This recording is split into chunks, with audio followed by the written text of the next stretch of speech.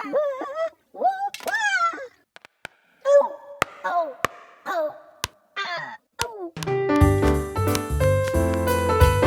now, it's time for another Dice Tower review with Tom Vasel.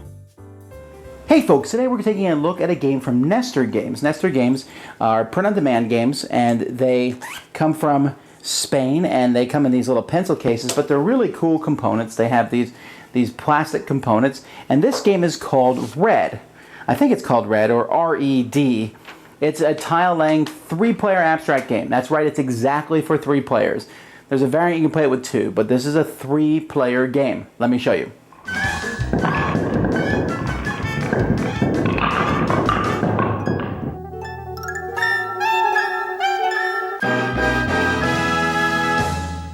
In this game, each player is going to give it one color. You take the color of your choice, in white, black, or red, and you notice that all the different color combos are over here. You know, white squares with red, white squares with black, etc. Now on your turn, the first person to go just takes any tile they want and places it in the middle of the board. After that, players must place tiles adjacent to a tile that's already on the board. The big tiles are just like the small ones, except you're not allowed to place a big tile next to another big tile. This, though, would be completely legal. And so what players are trying to do is they're trying to create areas that have their colors together on both the inside and the outside. So I'm just randomly putting these out there. That's not legal, although that would be legal. Let me throw a few more of these around here, and I'm going to show you real quickly what an endgame scoring looks like.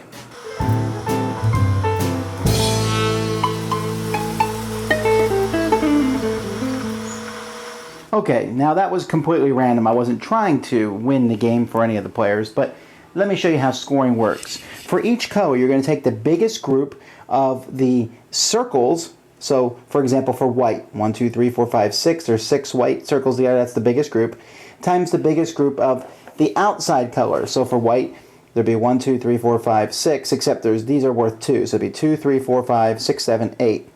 So white's final score would be 8 times 1, 2, 3, 4, 5, 6, 7. 8 times 7. White's final score would be 56. For red, the biggest group of red circles, 1, 2, 3, 4, 5, 6, 7, 8, 9. And then the outside red pieces, we have 1, 2, 3, 4, 5. So 9 times 5 is 45. And then for black, the biggest group of black circles would be 1, 2, 3, 4, 5. And the biggest group of black squares together isn't very many, 3. So black, that's pretty terrible. But again, I think the scores would be closer together. So you can see that while you're putting these down, you're trying to block other people. You're trying to make big areas of your own color, and every piece is going to affect you one way or the other. This game is possible to play with 2 players. You just ignore the third one. You can also play a variant where the pieces are face down when you draw them, which isn't really that big of a deal. I don't know that would change it very much at all. If 2 players tie, then the third person wins. That's a weird rule, and in the games I've played, that has not happened yet. Seems like an odd rule, but I guess if you really dislike that rule, you could ignore it. But either way, that's how you play. When it comes to abstract games, simplicity is king, and Red does this so very well. I really enjoy how this game is just so simple, so elegant, really, and yet at the same time offers a lot of cool, tense choices. The 3-player dynamic here works really well because you're constantly watching their players, trying to block them, but set yourself up. And every piece you put out will help you and probably help somebody else at the same time. So you have to kind of help your opponents equally, not giving them too big of an advantage while trying to get the biggest advantage for yourself. Now this could come down to a spot where a third person gives another person a game. I've seen that happen in the games I played. But if all 3 players are equal skill, then this game really offers, I think, some real big depth to it. I can't really talk too much more about it. It's an easy, small game, very portable to carry around. The concept is simple. You can get it up and teaching it instantly. The only thing that might be wonky is that tie rule. Like I said, it hasn't happened in any of the games I played yet, but I could see how some people would be annoyed by that. Me, I think that's kind of a funny rule, and I would insist that that's how we play. And then the big ones, you want to get these out as quickly as you can to be part of your group, but at the same time they have a slight bit more limitation on placing them. So an excellent little game.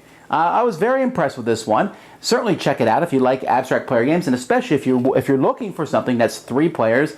And like I said, it can go down to 2 players, but this is, man, the 3-player thing works so well. I played one 2-player game, and it was okay. The 3-player thing, though, just a charm. A great game. Fantastic. Red. Thanks so much for watching the Dice Tower videos. Find more great videos and reviews, as well as our top-rated audio podcast at Dicetower.com. You can also find other great shows at Dicetowernetwork.com. I'm Eric Summerer, and you've been watching The Dice Tower. The Dice Tower is sponsored by Cool Stuff Inc., where you can find great games for great prices. Cool stuff in stock. Check them out at CoolStuffInc.com. Shut the doors! There.